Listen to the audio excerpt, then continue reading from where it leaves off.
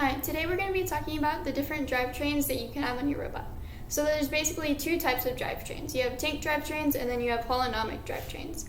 Tank drivetrains, they usually have grip wheels, they're more focused on traction, and they give up maneuverability.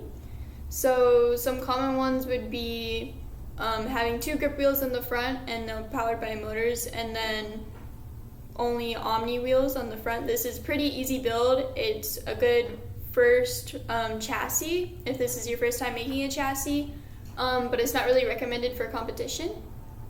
You could have all four wheels as traction wheels and powered, but this makes turning a lot harder and it's not really recommended by me, but I know some teams have been pretty good at it.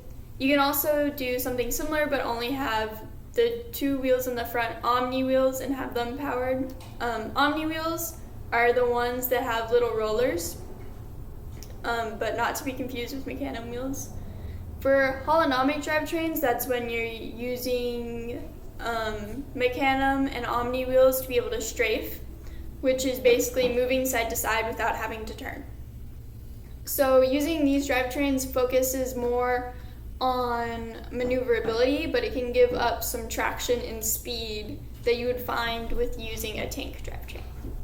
So some holonomic drivetrains consist of H-drive, a mecanum drivetrain, and then also X-drive. So mecanum drivetrain is basically where you're using mecanum wheels and then each wheel is independently powered. You have to make sure, I'll include a picture, that you arrange your mecanum wheels basically in an X. That way they're able to strafe and turn.